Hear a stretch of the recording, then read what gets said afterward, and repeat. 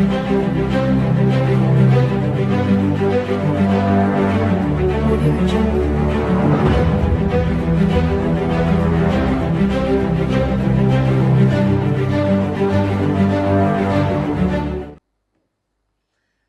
et messieurs, c'est toujours avec un réel plaisir de vous recevoir à partir de vos maisons ou encore bureaux pour le cadre de cette émission au cœur de la société. Aujourd'hui, une fois de plus, nous allons recevoir pour vous un avocat. Il est maître, expert en assurance.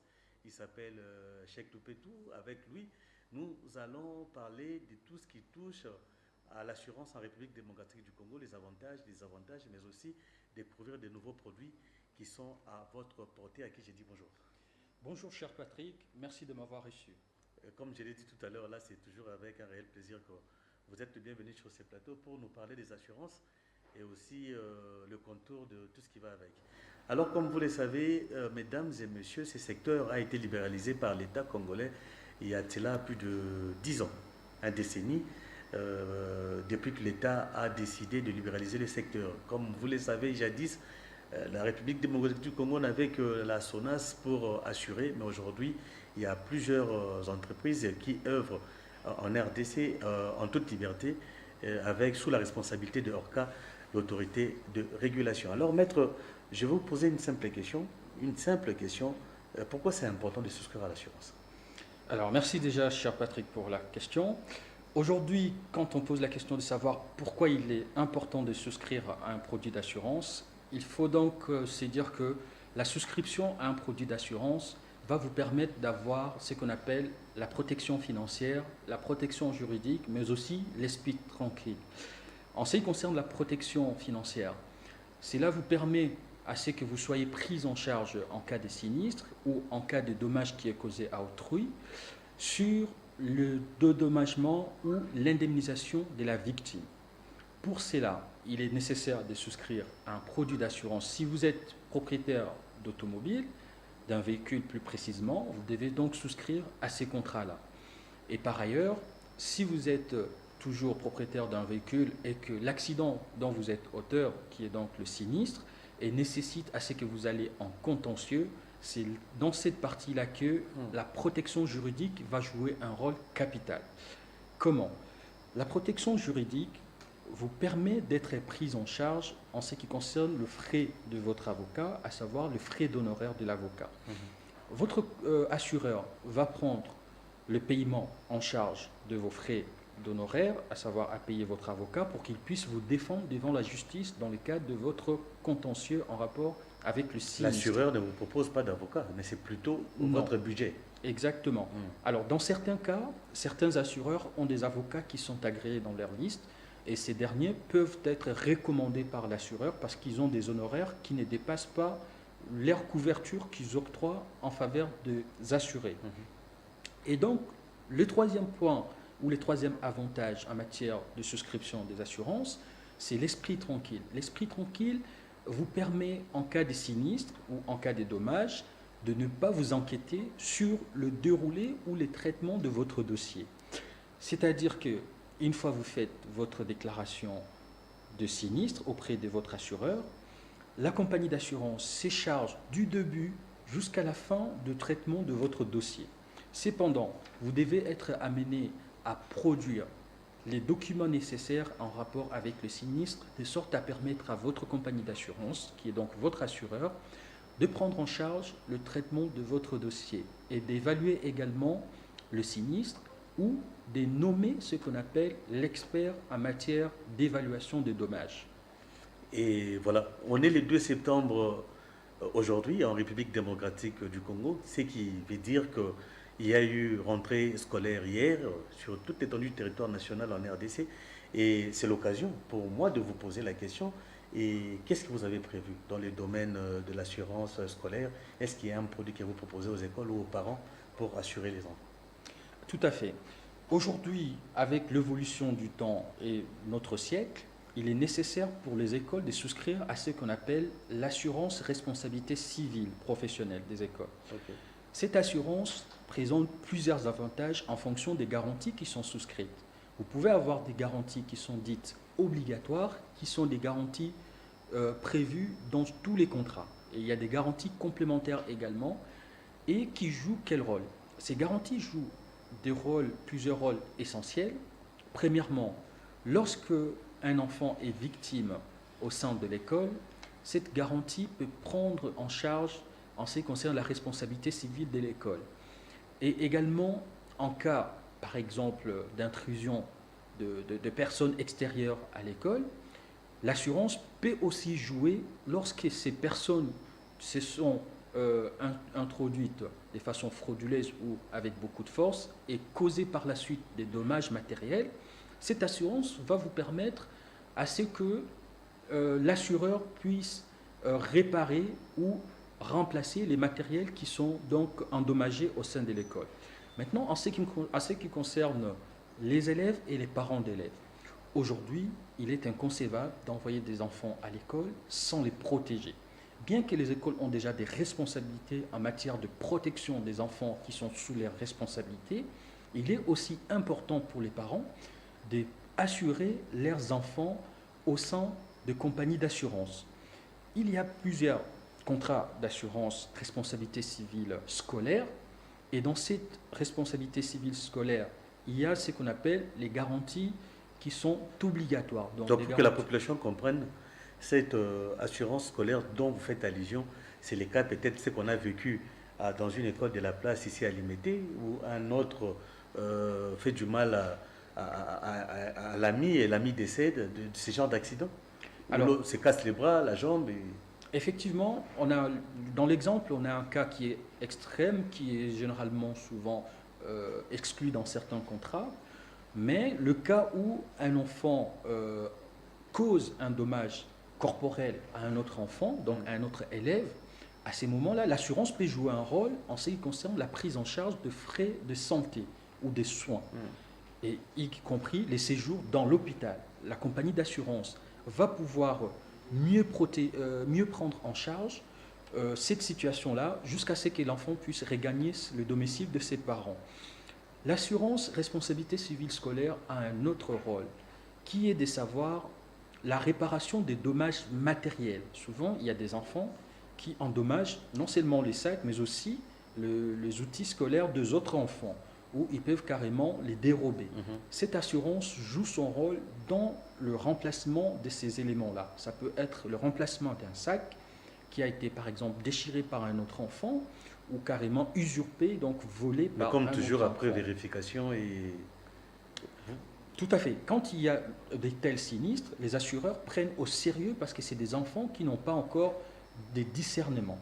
Alors, comme ces enfants sont très jeunes et n'ont pas encore atteint l'âge de la majorité, les assureurs sont assez professionnels et compréhensifs sur certains cas. Ils prennent en charge plus rapidement, une fois que la déclaration est faite auprès de l'assureur, celui-ci réagit rapidement via ses gestionnaires des sinistres. Et à ces moments-là, le dommage qui est causé à l'enfant est pris en charge et ensuite, il est donc intéressant pour les parents aussi de s'assurer. Par exemple, dans les pays développés, il y a cette assurance qui est devenue obligatoire pour les parents. Mais aujourd'hui, dans notre pays, c'est une assurance qui est recommandée, d'autant plus que dans notre code des assurances, le législateur n'a pas prévu cette assurance comme étant une assurance obligatoire. À ces jours, nous avons 6 assurances qui sont obligatoires, mais il faut aussi préciser qu'il est important à ces jours qu'il y ait une recommandation de la part de l'État, de l'autorité de régulation et de contrôle des assurances, à ce que le parent puisse souscrire à ces produits d'assurance, d'autant plus que nous avons vu plusieurs cas malheureux qui ont donc endeuillé des familles et attristé des familles. Vous souhaiteriez que l'État le rende obligatoire? Pas obligatoire, mais recommandé, mais à ce qu'il y ait vraiment un suivi de la population dans la souscription de ces produits-là. Il est donc intéressant pour les parents, qui aussi pour l'école, bien sûr. L'État, quand il va obliger ou recommander plutôt aux écoles et aux parents, c'est à l'école de jouer ces rôles-là. Aujourd'hui, j'ai vu dans certains documents que les écoles prélevaient la prime d'assurance qui est destinée à cette assurance-là, qui est la responsabilité civile scolaire. Cette pratique est illégale. D'autant plus qu'une école n'a pas le droit n'a ni l'agrément de l'ARCA pour pouvoir percevoir une prime d'assurance pour le compte des enfants. Cette prime doit obligatoirement et impérativement être versée auprès de compagnies d'assurance, de sorte à ce que la compagnie puisse prendre en charge ces cas de sinistres qui adviendraient dans le futur. Ok. Mais aujourd'hui, la pratique qui est illégale doit normalement cesser et j'en appelle à la surveillance de l'autorité de régulation et de contrôle des assurances à vérifier cette situation et à faire cesser cette situation dans le meilleur délai, d'autant plus que les écoles n'ont pas de moyens financiers pour pouvoir prendre en charge des dossiers de sinistres et n'ont également pas le droit de percevoir ce qu'on appelle une prime d'assurance ou une cotisation d'assurance. Qu'on se le dise, le secteur n'a pas connu d'éclosion jusque-là. Il y a un faible taux d'affiliation de la population. Certains parlent de la crise de confiance, d'autres par rapport à vos procédures complexes. Comment vous défendez-vous par rapport à cette question? Alors, la situation de la méfiance ou qui est due par exemple au traitement des dossiers des sinistres, il faut expliquer à nos compatriotes que le traitement d'un dossier des sinistres, en principe dans notre code, est de 90 jours, l'équivalent de 3 mois précisément. 90 jours. Donc 90 jours, à peu près 3 mois. C'est ça. Ce délai est un délai qui est fixe, mais il peut arriver dans certains cas de sinistres que le traitement puisse prendre beaucoup de jours. Ça peut nécessiter soit l'intervention d'un expert ou d'ailleurs en cas de contradiction ou de désaccord sur les rapports de l'expert, à ce qu'on puisse recourir à ce qu'on appelle l'expertise judiciaire. Mais quand le fait est avéré, on n'a pas besoin d'attendre 90 jours pour ça. Effectivement, quand le sinistre est avéré et que les responsabilités sont dégagées, que ce soit par les assureurs ou l'assureur ou les assureurs directement, ou par l'expert, il y a toujours un délai qui est nécessaire. Les 90 jours mis en place par le législateur est nécessaire pourquoi? C'est d'abord permettre à ce qu'on puisse bien évaluer les dommages, à ce qu'on puisse bien indemniser par la suite. L'évaluation de certains dommages ne nécessite pas à ce que les assureurs puissent attendre 90 jours. Ça peut être très rapide. Je vous donne un exemple. L'endommagement d'un outil de travail tel qu'un ordinateur. L'indemnisation de cet outil peut ne pas prendre beaucoup de temps, peut prendre pratiquement 2 semaines à peu près. Pourquoi? Parce qu'on sait évaluer la valeur de l'ordinateur sur le marché. À ces moments-là, la compagnie d'assurance peut proposer un remplacement Surtout de pour handicapés l'ordinateur, du travail aussi. effectivement, de l'ordinateur, ou le remboursement de la valeur vénale de cet ordinateur en faisant ce qu'on appelle la déduction sur la vétusté. Cela est nécessaire pourquoi? Parce qu'un ordinateur, quand on l'achète à 1 000 $, là je donne un exemple, à 1 000 $, au bout de 2 ans d'utilisation, il perd sa valeur. Et donc, il est nécessaire de déduire cette vétusté pour pouvoir indemniser par la suite. Et en ce qui concerne toujours les délais de traitement, je disais tantôt que ces délais étaient fixes. Mais il peut arriver dans certains cas que les traitements d'un dossier de sinistre puissent aller à 6 mois. Pourquoi? Parce que le sinistre peut être complexe et il peut avoir beaucoup d'enjeux autour de ce sinistre-là. Il est donc nécessaire d'évaluer une fois pour toutes cette valeur à indemniser donc au profit de l'assuré, de sorte qu'il n'y ait pas de contentieux par la suite. Et en ce qui concerne l'ancien mode de traitement à l'époque de monopolisation, il y avait beaucoup de difficultés parce que plusieurs réalités étaient là.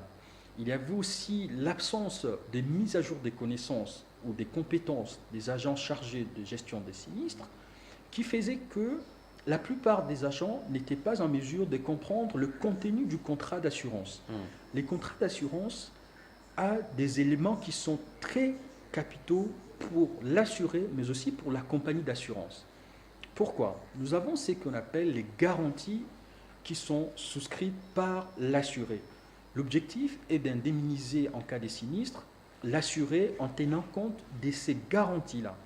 Une fois que la compagnie d'assurance a dégagé les responsabilités et que la garantie ou ces garanties sont acquises au profit de l'assuré, il est donc important d'indemniser l'assuré. Il peut arriver dans certains cas, et ce sont des cas qui causent des incompréhensions et de la méfiance, et ce qui joue donc un préjudice, cause un préjudice donc aux compagnies d'assurance dans les relations avec les assurés. C'est quel cas? C'est les cas où la personne sinistrée n'a pas les garanties nécessaires pour être indemnisée. Si elle est tombée dans une situation d'exclusion des garanties, on ne peut pas l'indemniser. Ce que je recommande à ces jours aux assureurs, c'est d'apporter des éléments d'explication aux assurés qui n'ont pas les droits d'être indemnisés pour cause d'exclusion des situations ou des non-mobilisations des leurs garanties. Cela permet à ce qu'ils aient des informations et qu'ils puissent comprendre la raison pour laquelle ils ne peuvent pas être indemnisés dans le cadre de leur dossier de sinistre. Et donc, un client peut manquer d'être indemnisé parce que la garantie a expiré, par exemple. Alors, en matière d'assurance, on ne parle pas d'expiration des garanties. Le contrat d'assurance a une durée de 1 année, et lorsque le contrat arrive à terme, avant que cela se produise, les assureurs ont l'obligation qu'on appelle l'obligation de l'envoi d'avis d'échéance. L'envoi de l'avis d'échéance joue un rôle capital. Dans quel sens? C'est pour renouveler, mais pas restituer. Exactement. Permet à ce que la compagnie d'assurance informe l'assuré de l'arrivée proche de l'expiration de son contrat, donc du terme de son contrat, et il a le droit de préférer soit de reconduire son contrat auprès de cet assureur ou de changer complètement de compagnie d'assurance. En ce qui concerne le prime, il faut que j'explique comment fonctionnent donc les assurances. On a ce qu'on appelle la mutualisation de risques. La mutualisation des risques est un principe en matière d'assurance. Cette mutualisation des risques permet à ce que toutes les primes qui sont collectées par les compagnies d'assurance puissent être destinées à indemniser uniquement les cas des sinistres. Pourquoi? Parce que le système de l'assurance, c'est un système qui est donc dit mécanisme de protection mutuelle. C'est-à-dire les personnes qui ont souscrit au contrat d'assurance se protègent entre eux. C'est-à-dire tout le monde accepte qu'on puisse indemniser uniquement que les personnes qui ont été victimes de cas de sinistre ou qui sont auteurs de sinistre. Et à partir de là, l'argent qui est collecté va servir à beaucoup de choses. Non seulement à indemniser, mais aussi à contribuer sur le plan fiscal à l'État. L'État congolais bénéficie de ce qu'on appelle la contribution fiscale des compagnies d'assurance, mais aussi cet argent va être destiné à d'autres investissements dans notre pays. Cela va donc apporter ce qu'on appelle la croissance économique dans notre pays. C'est également un élément d'avantage de la souscription des assurances, non seulement pour la croissance économique de l'État, mais aussi pour les particuliers qui sont donc bénéficiaires de contrats d'assurance. Je prends l'exemple d'un commerçant qui souscrit à un contrat d'assurance. Cette personne commerçante, une fois qu'elle a des garanties en rapport avec son activité, en cas de soucis, par exemple, de vol, la compagnie d'assurance va pouvoir prendre en charge ces dossiers-là. L'indemniser, ce qui veut dire on rembourse la valeur de biens qui ont été volés pour permettre à ce que le commerçant ne puisse pas subir cette perte financière. Voilà donc un élément qui est donc capital dans le contrat d'assurance auquel beaucoup de personnes doivent comprendre, mais aussi adhérer aux assurances. Vous résidez à Kinshasa, Maître Lopé Touchek, et vous connaissez sans doute que la population congolaise n'a pas encore compris l'intérêt des assurances à Kinshasa. Mais que faut-il faire pour encourager la population congolaise à s'assurer? Qu'est-ce que vous avez comme stratégie ou encore recommandation à faire? Merci pour la question. Aujourd'hui, pour encourager nos compatriotes à souscrire à des produits d'assurance, il est capital à ce que l'État puisse jouer son rôle via l'autorité de régulation et de contrôle des assurances. Comment? Sur la facilitation des campagnes de sensibilisation, d'information, mais aussi des vulgarisations qui devraient ou qui sont menées par les compagnies d'assurance. Aujourd'hui, c'est une charge pour les compagnies d'assurance de réaliser des moments de sensibilisation et d'information, mais aussi de vulgarisation. D'autant plus que cela nécessite à ce qu'ils investissent de l'argent. Et l'État doit aussi leur permettre à ce qu'ils puissent déduire l'ensemble de ces charges-là, de sorte à permettre à ce que les compagnies d'assurance puissent trouver un engouement à faire de publicité, mais aussi d'autres types de campagnes en place, mais aussi à accompagner des activités telles que les activités que je mène aujourd'hui avec mon partenaire, M. Ngemto, qui est donc Emmanuel Ngemto. Il est expert agréé auprès de TGI Gombe. Il est donc un expert qui a exercé pendant 20 ans dans notre pays. Nous avons mis en place une structure qui s'appelle un partenariat s'impose. Oui. Tout à fait. Nous avons mis en place le COPRODA. C'est quoi le COPRODA? Le COPRODA, c'est les consortiums pour la promotion et le développement des assurances en République démocratique du Congo. Nous avons des missions assez précises. Notre mission rejoint les missions qui sont fixées par les compagnies d'assurance. À savoir, notre première mission, c'est de faire de la vulgarisation des assurances en RDC.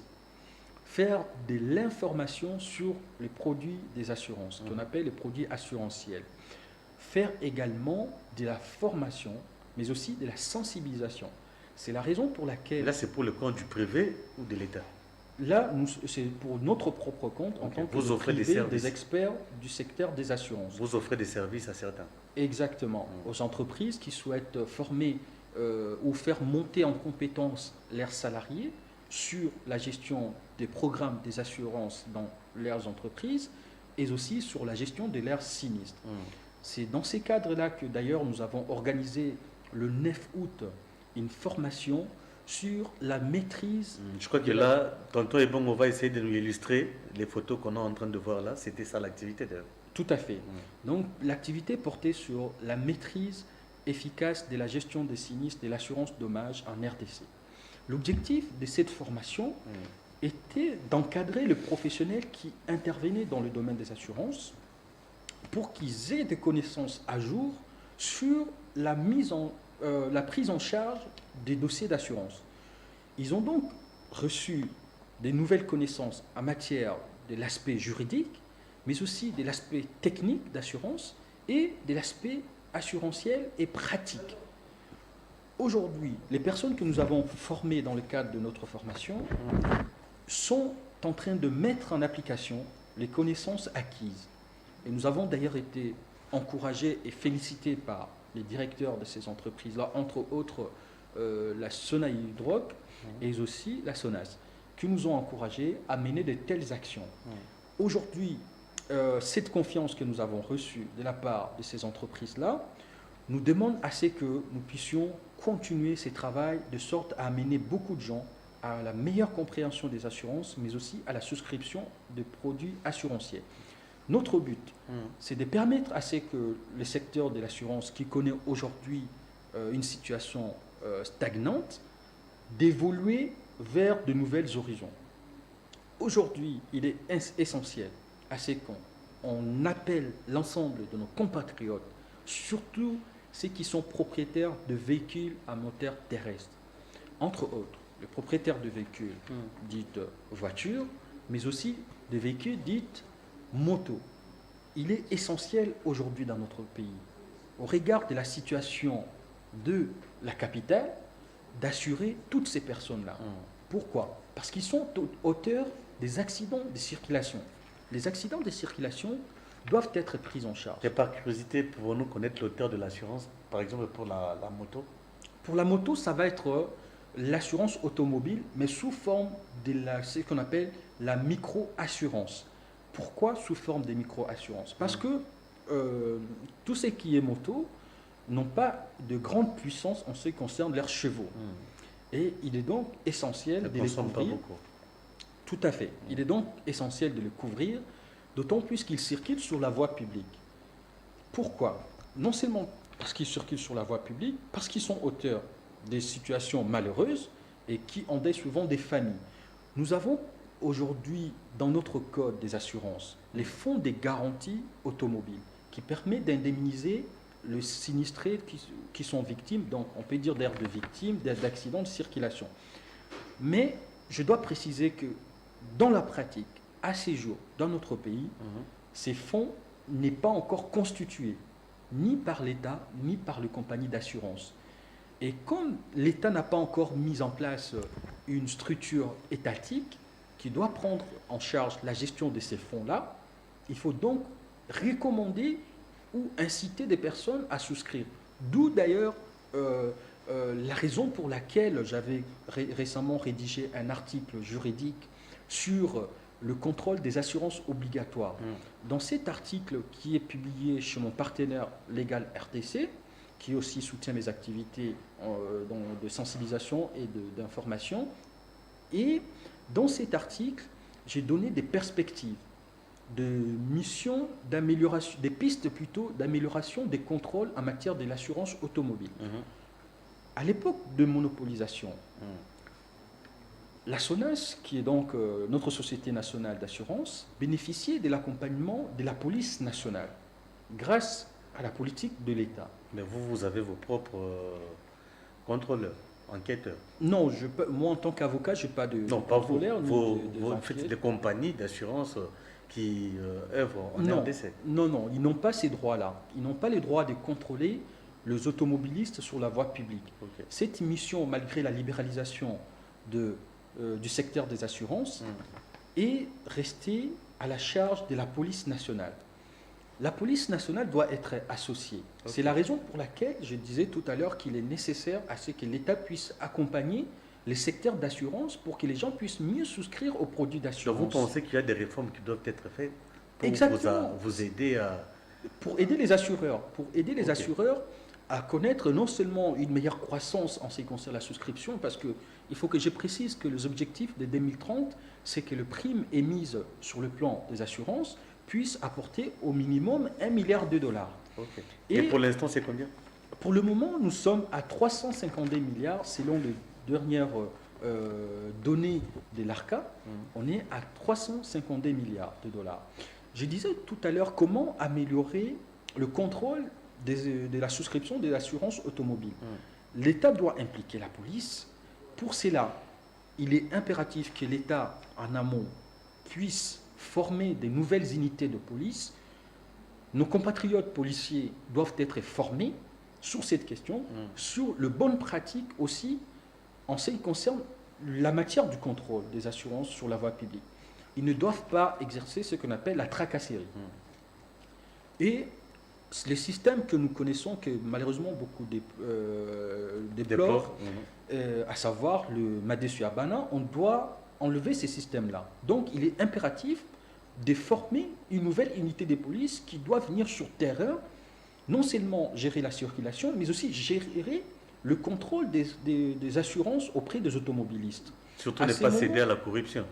Exactement. À ces moments-là, ces nouveaux policiers que l'État mettra sur terrain vont pouvoir mieux exercer leur mission et s'assurer plutôt d'une meilleure souscription de ces polices d'assurance. Cela va non seulement être bénéfique pour l'État, j'ai précisé en amont, sur le plan fiscal, mais aussi pour les assureurs et aussi pour les victimes. Et en vous entendre parler... Permettez-moi juste de préciser également pour le fonds des garanties automobiles qui va servir à indemniser les victimes de circulation. À vous entendre parler, le travail doit être fait aussi sur le plan de la sémantique.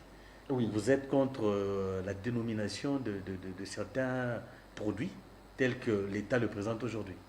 Alors, tout à l'heure, je précisais effectivement, en ce qui concerne, ça c'est un élément que j'ai précisé lors de mes derniers passages sur d'autres chaînes, à savoir que la responsabilité civile de propriétaire de véhicules à moteur, cette appellation est assez complexe et difficile. Pourquoi? Parce que la plupart de nos compatriotes n'ont pas le temps de maîtriser cette appellation qui est assez longue. Il est donc impératif de préciser tout simplement l'assurance automobile. Cela permet à ce qu'on puisse non seulement prendre en compte le véhicule, le moto, tout ce qui est moto, mais aussi des enjeux, des chantiers qui ont besoin de la force motrice pour pouvoir bouger. Et il y a également l'assurance incendie. Cette assurance, pour moi, ne devrait pas être appelée ainsi. Pourquoi? La garantie l'incendie plutôt est une garantie en matière d'assurance. Ok. Ce n'est pas un contrat. Nous devons changer ce contrat pour l'appeler l'assurance des bâtiments ou d'habitation. Cela est plus simple parce que cette assurance concerne non seulement les bâtiments publics, mais aussi privés et des habitations. Et là, ce sont des modèles que vous avez calqués dans d'autres pays africains et européens? Bon, on va dire, si on prend l'exemple du pays où j'ai été formé, où j'ai fait mon parcours universitaire, à savoir la France. En France, c'est ainsi qu'on appelle l'assurance habitation. Et l'assurance incendie, en tant que garantie, peut être souscrite au bénéfice d'un particulier, mais aussi d'une entreprise, mais aussi au profit des bâtiments de l'État, tels que le bâtiment de maison communale. Ces bâtiments doivent être couvertes sur ces produits d'assurance-là. Et dans ces produits, nous allons intégrer, pas que nous allons intégrer, mais plutôt les assureurs, permettez-moi de préciser que les assureurs vont intégrer dans ces contrats plusieurs d'autres garanties telles que dégâts des eaux, ou garantie vol, ou effractions qui peuvent toucher les fenêtres ou les portes de ces bâtiments-là. Vous voyez? Donc, pour moi, il est nécessaire de changer la dénomination de des assurances pour les simplifier à l'attention de nos compatriotes. Et par la suite, beaucoup de gens pourront comprendre quel type de contrat il faut souscrire pour telle situation ou pour tel patrimoine de son bien. Okay. Et deux fois, la population est choquée. C'est un exemple qui me tient à cœur. Quand on constate que, je donne l'exemple sans mâcher mes mots, Oui. la MONUSCO qui est en mission en RDC Oui. et malheureusement ne s'assure pas ici. Alors, comment vous les justifiez? On a une situation qu'on appelle l'internationalisation des assurances. Nous avons des contrats d'assurance qui peuvent avoir un caractère international, qui concernent souvent le véhicule.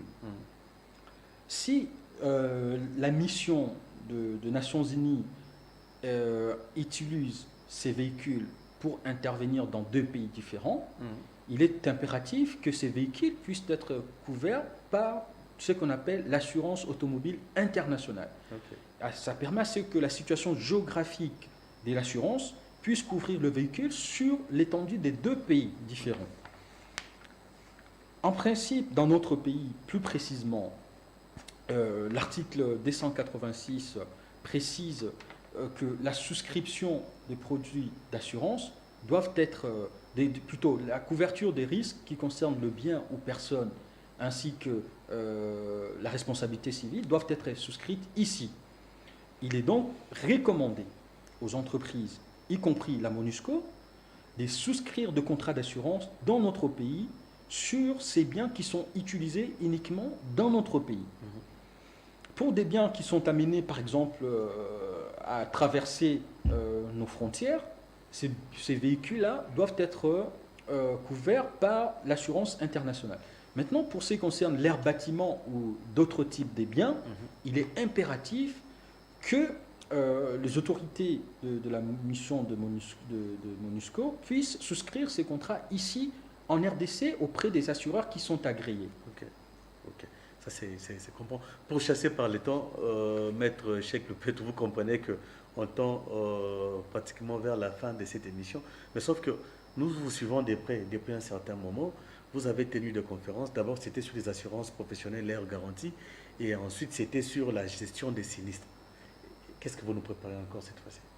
Alors, pour ce mois de septembre, nous sommes amenés, moi et mon partenaire Emmanuel Ngento, à organiser un webinaire qui est gratuit.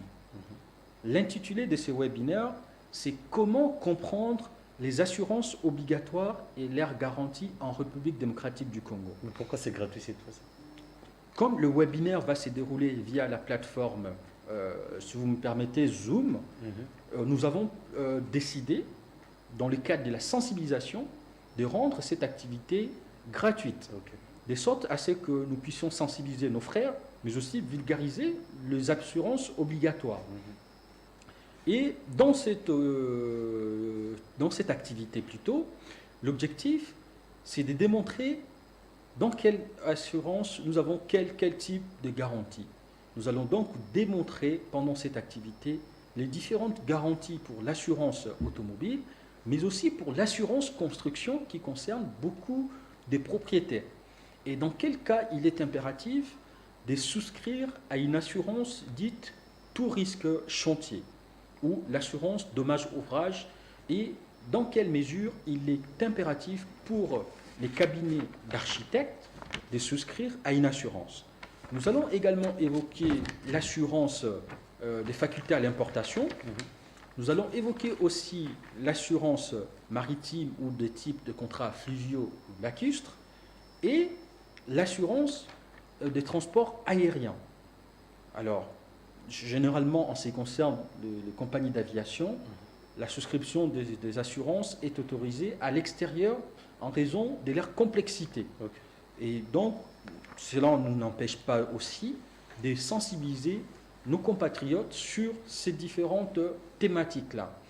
Et par ailleurs, nous avons une autre activité qui va concerner la formation des professionnels, tel que cela a été le cas le 9 août dernier, qui va intervenir au mois de novembre.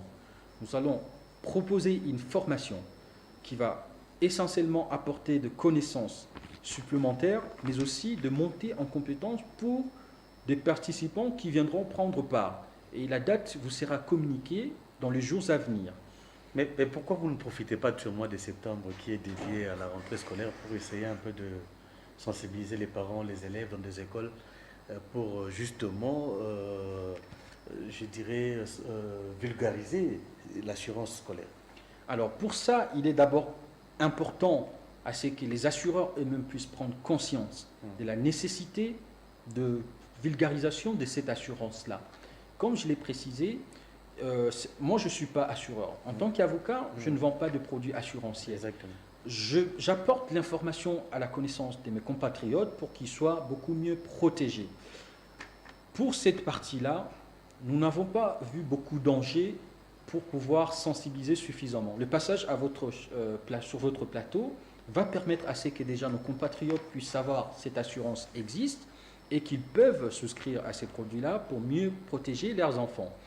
Par ailleurs, les assureurs qui sont donc le premier concerné, ils doivent soutenir, d'ailleurs nous avons bien entendu le soutien de la société d'assurance Activa Assurance RDC qui soutient nos activités et je les remercie pour leur compréhension de cette démarche qui consiste à sensibiliser, informer, mais aussi vulgariser les assurances en RDC. Et il appartient à d'autres assureurs d'emboîter les pas, de pouvoir soutenir de telles initiatives. Il faut préciser que le président de la République, son Excellence, M. Tshisekedi Félix, a pris le secteur des assurances à cœur. Il a une vision bien dégagée, bien éclairée, qui consiste à ce que le secteur d'assurance puisse jouer un rôle capital dans notre pays. Pourquoi? Parce que le secteur d'assurance est porteur, non seulement pour le milieu d'affaires, mais aussi pour la croissance de notre pays. C'est dans cette logique que le président de la République a d'ailleurs, par le biais de la première ministre, son Excellence Madame Souminois, soutenu la mise en place des micro-assurances. Nous devons encourager la mise en place de micro-assurances de sorte à adapter le produit d'assurance à la réalité de notre pays. Cet élément est important. Pourquoi? Parce que la plupart de nos compatriotes n'ont pas une forte capacité financière. Il faut donc adapter les produits d'assurance à leur situation. La réalité du terrain. Exactement. Ça doit être pris en compte. Et le chef de l'État a cette vision-là. Et j'espère que dans le cadre de son mandat, cela sera un aboutissement pour non seulement les assureurs, mais aussi pour nos compatriotes. Mais surtout, l'autorité de régulation doit suivre aussi pour faire sa part dans la sensibilisation de la population. Effectivement, il est important que l'ARCA puisse non seulement accompagner les assureurs, mais accompagner les initiatives qui viennent de privés, telles que Coproda, à savoir les soutenir dans leur démarche de sensibilisation, mais aussi de vulgarisation. Pour qu'aujourd'hui, nous puissions faire développer le secteur des assurances dans notre pays, il est impératif d'expliquer à nos compatriotes d'abord comment fonctionne le contrat d'assurance. Qu'est-ce que vous avez dans un contrat? et qu'est-ce que vous n'avez pas dans un contrat qu'on appelle les exclusions. C'est important parce que en cas de sinistre, chacun pourra dégager sa responsabilité et savoir que dans tel cas, la personne peut être indemnisée et dans tel cas, la personne ne peut pas être indemnisée. Et pour cela, il est nécessaire que les professionnels comme nous, en tant qu'experts, mais aussi d'autres experts qui sont dans le secteur, de prendre des initiatives de sensibilisation et de vulgarisation. C'est de cette manière-là que nous pouvons changer des perceptions sur les assurances et enlever complètement les mauvaises idées qui sont reçues sur le contrat d'assurance. Vous voyez ? Les Congolais s'adaptent vite, je suis sûr qu'ils pourront vite comprendre et puis s'en approprier. Tout à fait. S'en approprier comme on entend de l'idée. Exactement. Et donc, que chacun joue son rôle, plus précisément l'État, et je précise de nouveau que l'État doit accompagner les compagnies d'assurance, à leur permettre de déduire toutes les charges en rapport avec la vulgarisation, mais aussi la sensibilisation et l'information de nos compatriotes. Cela va permettre à ce que nous puissions sensibiliser, je dis nous, excusez-moi, je dirais plutôt les assureurs en premier lieu, et après nous, les experts du domaine, sensibiliser nos compatriotes sur ces produits-là et leur démontrer l'intérêt de la souscription sur un produit d'assurance. Et par la suite, nous pouvons faire évoluer le secteur et changer des perceptions sur la compréhension du secteur et des assurances de manière globale. Nous avons pratiquement épuisé les temps qu'on nous a attribués. Maître, je ne sais pas si vous avez un mot de la fin. Tout à fait. Je vous laisse la parole avant de conclure. Merci. Avant de clôturer mon intervention sur votre plateau, je vous remercie et également je vais adresser mes salutations à un ami qui me soutient dans le cadre des activités, qui est Monsieur B.T. Aristote, qui est présentement aux États-Unis, à qui j'adresse mes salutations spéciales et distinguées surtout, et également à ma femme et à mes deux enfants, ainsi qu'à mes parents, et particulièrement cette fois-ci à ma sœur, Madame Bemba Assa Lupetu Sidibé, qui est donc ma petite sœur, à qui également je dois beaucoup de reconnaissance dans le cadre de mes activités, qui me soutient également. Et par ailleurs, à mes amis et à mes collègues du cabinet qui me soutiennent sans intérêt dans le cadre de ces activités et qui font vraiment la promotion de mes activités. Voilà, mesdames et messieurs, vous savez qu'en plus c'est par là, quand nous mettons, nous fermons la boucle pour cette émission. On a reçu sur ces plateaux pour vous Maître Cheikh Loubetou. Il est spécialiste en assurance, avocat de formation bien sûr, et juriste de formation, avocat pratiquant. Et je pense que nous aurons une fois de plus l'opportunité de nous recevoir dans nos prochaines émissions. Aujourd'hui, pour une fois de plus, nous avons compris qu'il existe aussi un produit d'assurance scolaire, surtout pour vos enfants, pendant cette période de rentrée scolaire. Et essayez un peu de prendre connaissance, essayez de prendre contact avec toutes ces entreprises, compagnies d'assurance. Je crois que vous ne serez pas déçus, parce que ce sont des concepts ou des nouveaux concepts pour les Congolais. Et nous devons nous en approprier, avancer, puisque on dit que le monde est devenu un village planétaire. Donc on ne doit pas rester derrière. Merci et on se retrouve la prochaine.